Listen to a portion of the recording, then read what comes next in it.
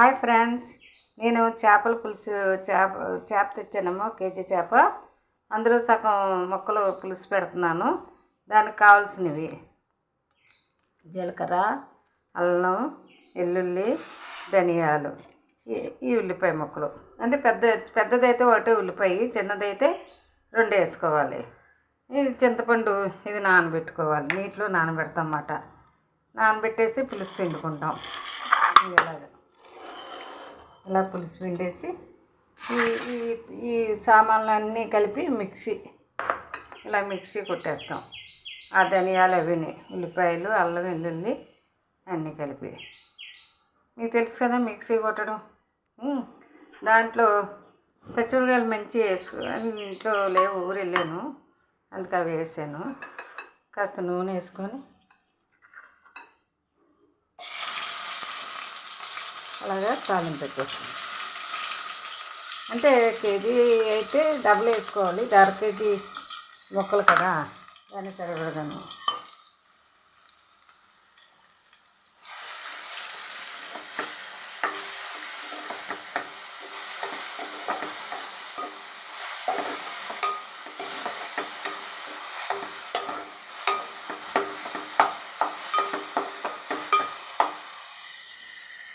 వేస్తాం కదా.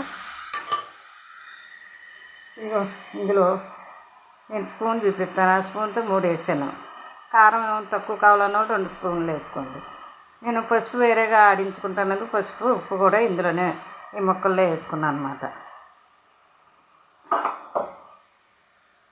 ఈ స్పూన్ తోటి 3 స్పూన్లు వేసుకున్నాను. మీరైతే కారం తక్కువ తినేవాళ్ళు అయితే 2 వేసుకోండి. మేము కారం ఎక్కువ తింటాము అనేసి.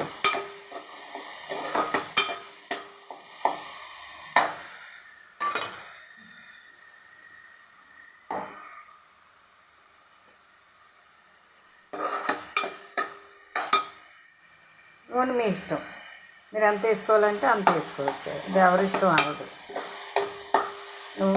ఎక్కువ నూనెలతోటి బాగుంటుంది. ఈ చేపలు అనగా, మటన్ అనగా, చికెన్ అనగా ఇలాంటివన్నీ. మరి మామూలు నూనె అయినా పర్లేదు, అది టేస్టీగానే ఉంటుంది. వేగాక ఆ ముక్కలు వేసేసి ఆ పులుసు పిండి ఇందులో వేసేస్తాం. డైరెక్ట్ నీళ్ళు వేసే కానీ ఇవ్వకూడదు, ఇంకా బాగుంటుంది. అందులో కొంచెం బెల్లం ముక్క టేస్ట్ చేస్తాను అన్నమాట. కొత్తిమీర వేసుకోవచ్చు, కొత్తిమీర వేస్తారు, కరివేపాకు అది వేసుకోవచ్చు.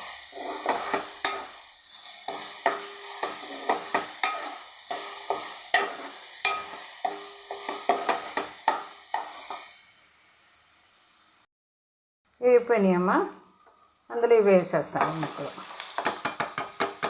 అందులో కొంచెం నీళ్ళు వేసి అవి కూడా వేసేస్తాను. వేగనం ఇలాగ కదపకూడదు. ఈ పులుసు పిండి, పులుసు చింతపండు చూపించాను కదా, నీటిలో నానబెట్టుకుని ఈ పులుసు వేసేస్తాం అన్నమాట. వేసేసి మన పులుపు ఎక్కువ అంత పులుపు ఉండాలి, ఉండకపోతే బాగోదు కూర.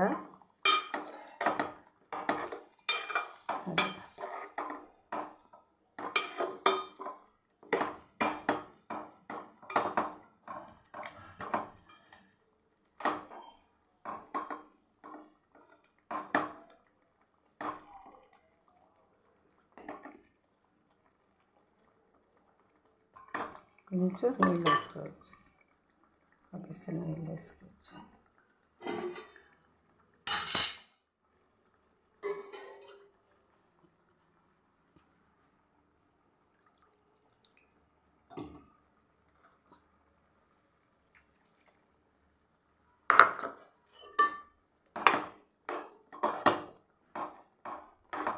పులుసు వేసాక కలుపుకోవచ్చు, ఎందుకంటే పులుసు వేసేసాం కదా.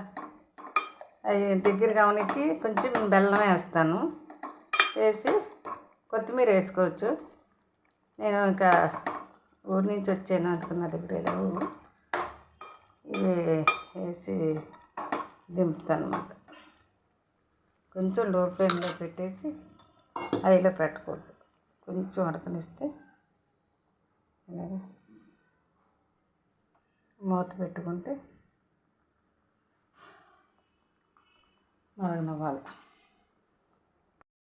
ఆ చేప కేజీ మీద 300 గ్రాములు ఉందిలే అమ్మ. ఇంకో శన వచ్చింది, ఆ శన ఇంకెక్కువ వచ్చింది. నేను డీప్లో పెట్టాను, పెట్టేటోడికి గట్టిపడిపోయింది. ఇది కొంచెం పక్కలాగా అంటే చిన్న ముక్క తీసి వేస్తున్నాను, మిగిలింది అలాగే ఉంచేసాను. మా అబ్బాయి వాళ్ళు ఉంటే మొత్తం వేసేస్తాను. ఇలాగా ఇలా పక్కన పెట్టుకుంటే మనకు కరగదు. డీప్లో పెట్టాం కదా, గట్టిపడిపోయింది.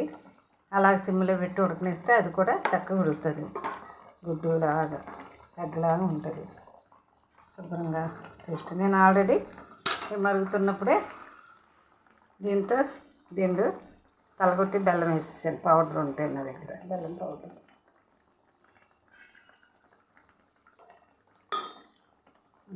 మూత పెట్టేసి తర్వాత మళ్ళీ మరిగిపోతూ ఉంటుంది. మన ఇష్టం, పలసగా దింపుకోవచ్చు, దగ్గరికి అవే కన్నా దింపుకోవచ్చు. చేప ఎక్కువ ఉడకకూడదు, మటన్ ఉడక చెడింది అంటారు, చేప ఏమి ఉడికితే చెడుతుంది. అందు గురించి మనం చక్కగా చూసుకుంటూ ఉండాలి. ఉప్పు చూసాను తక్కువ ఉంది, కొంచెం ఎక్కువ మళ్ళీ వేసాను. చింతపండు కొంచెం పులుపు ఎక్కువైంది, కాస్త తగ్గించుకుని దాని మీద బాగుంటుంది కూర. ఆ దగ్గరికి అయ్యాక నూనె తీరకుండానే అది ఉడికినట్టు అర్థం.